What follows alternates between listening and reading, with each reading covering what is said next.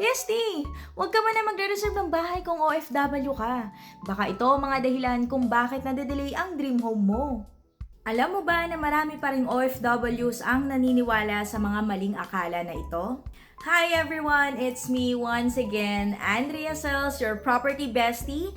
At kung OFW ka, continue to watch this dahil ang ating pang number 5 ang pinaka-common kung bakit karamihan sa ating mga kababayan ang nade-delay pa rin ma-achieve ang kanilang dream home.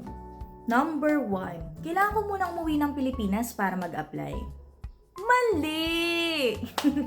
Marami nang na-approve kahit nasa abroad dahil ilan sa mga requirements natin ay pwede nang i-process online at kailangan mo lang ng authorized representative or special power of attorney para sa inyong attorney in fact. At kahit ang mga SIMA natin ay pwede ding ma-approve kahit on board. Number 2, dapat may pag-ibig ako. Sana all pumapag-ibig. Pero hindi lagi, bestie.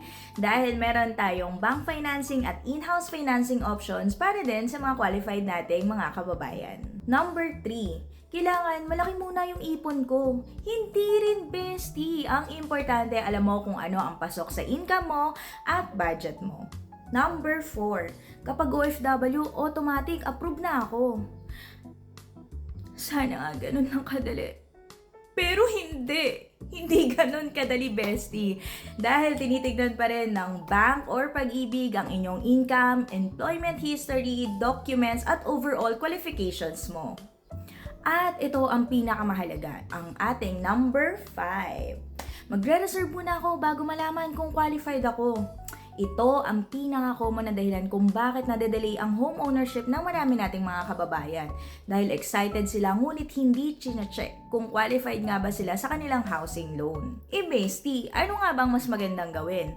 Ang dapat mong gawin ay magpa-pre-assessment ka muna. Kung qualified ka ba?